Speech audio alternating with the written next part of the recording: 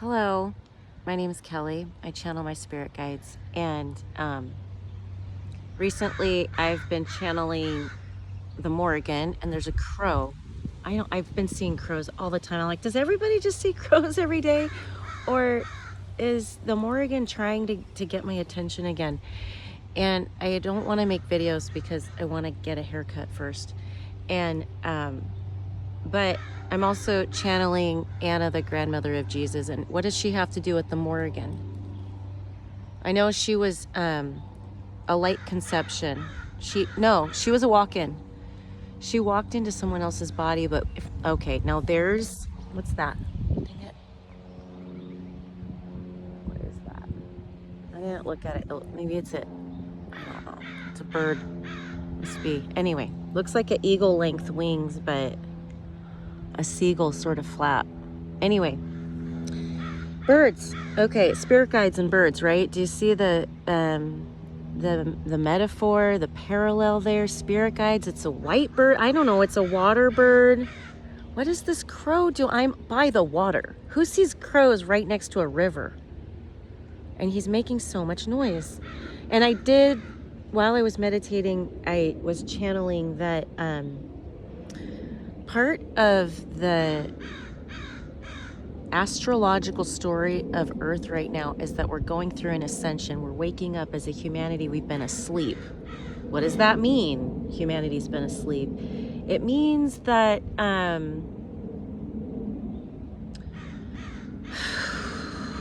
we've been operating unconsciously. And how do you get to a state where you're operating unconsciously?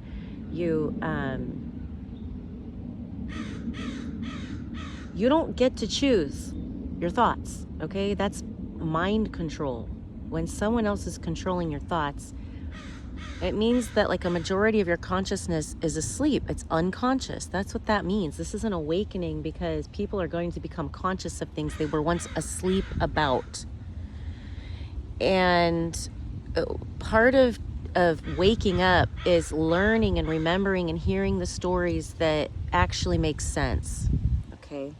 The world doesn't really make sense right now, but we're trying to make sense of it, and we're working really hard to try to make sense of it, but it's so much work, we just can't.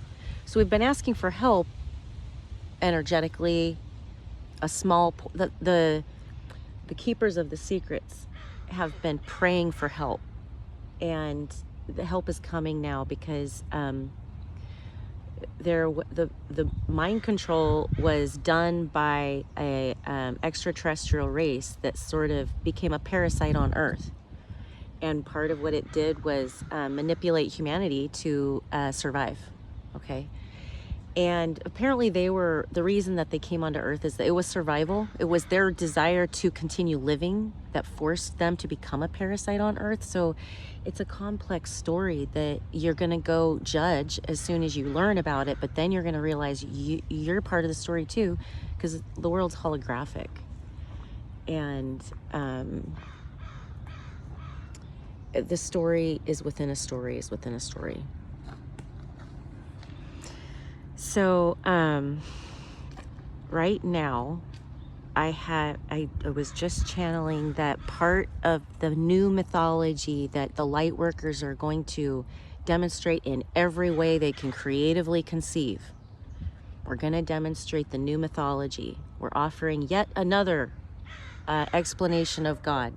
However, it's not a new one. It's the first one. This is the same story that you will find in every single secret school, every single mystery school.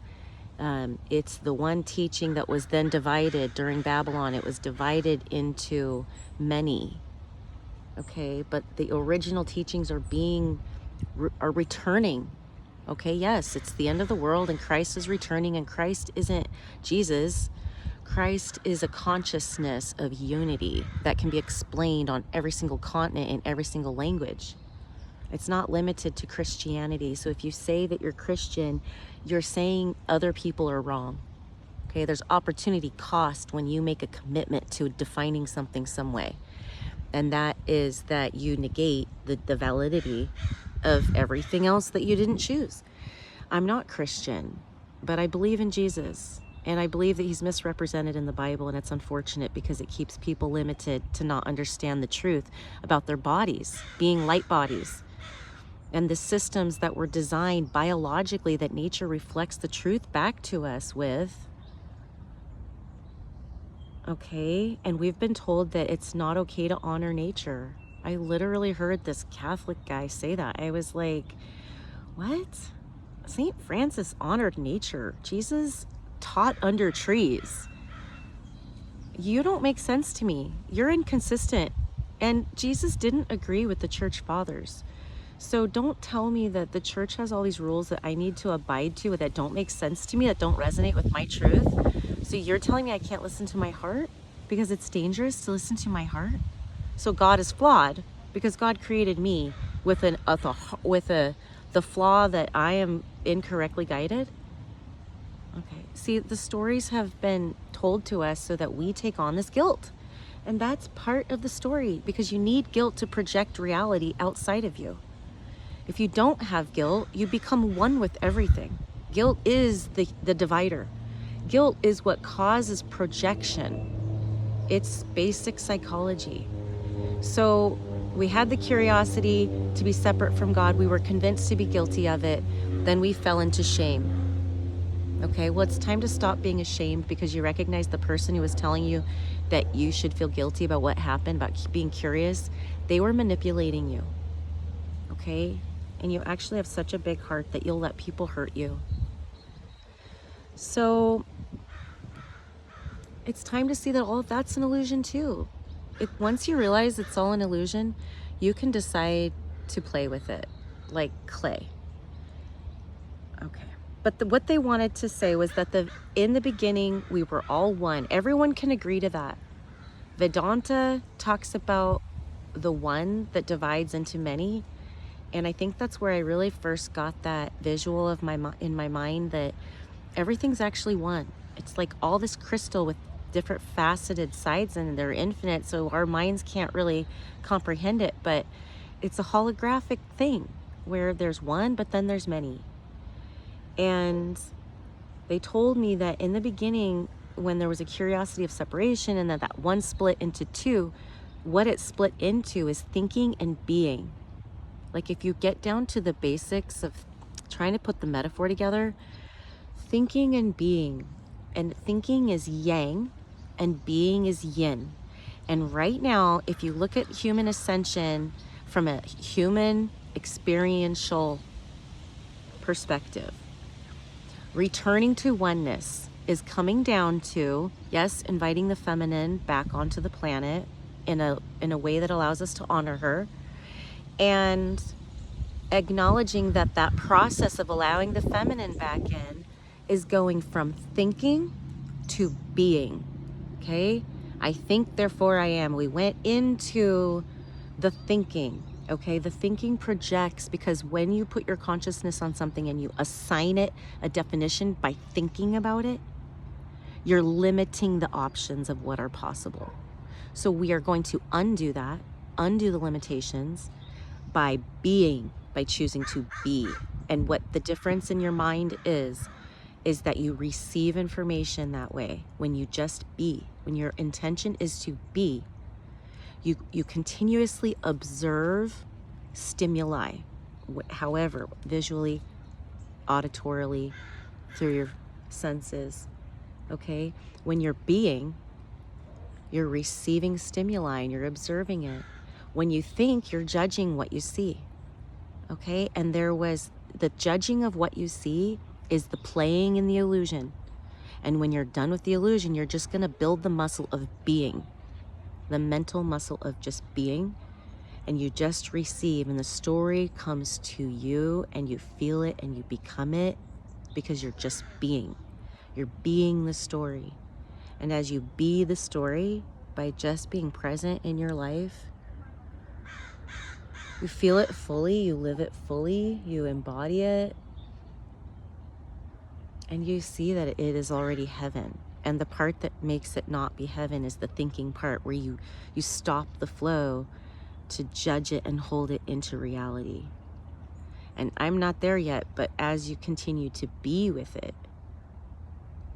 I guess you're just going to start seeing all of the infinite. It's samadhi. I don't meditate enough. I'm getting there, but that's what they want. They want me to get to enjoying 15 minutes of meditation. And I'm not there. It takes effort for me to sit still. I stopped it early just now at 9 minutes. I was like, I'm done. Okay, I'm done.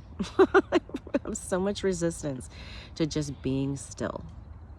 So, it's so subtle and surreal. But once I can, the way to get to the point of enjoying 15 minutes of stillness is to play with this idea of being everything that's around me. And I just channeled that just now. And so that's what I think the Morrigan wanted me to record, because now the crow is quiet. The crow is gone. He's been squawking this whole time. He's right up there. You're done? You're done hollering at me? So I don't want to make these videos because I'm tired of being on camera. I want some 25-year-old to help me make cartoons. I want to make cartoons out of the audios. All right. Anything else?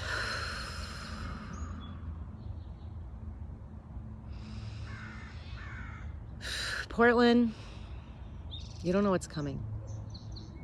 It's going to be like a cultural revolution, and you're going to be the epicenter of it. So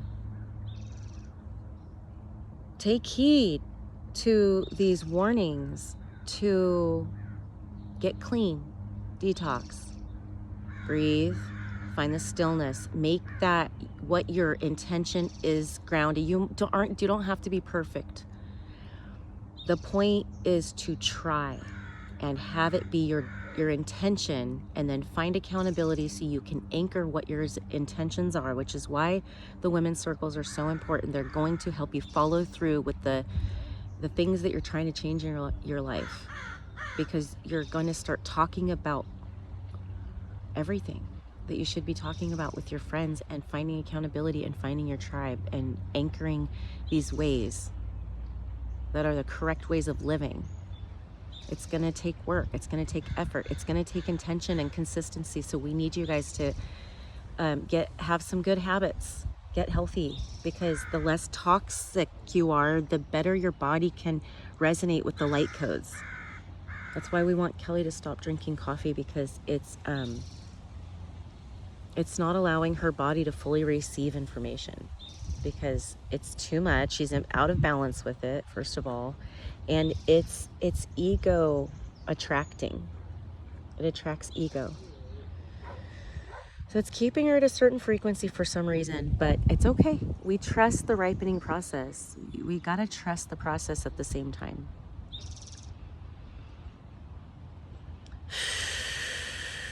Okay, much love. Namaste.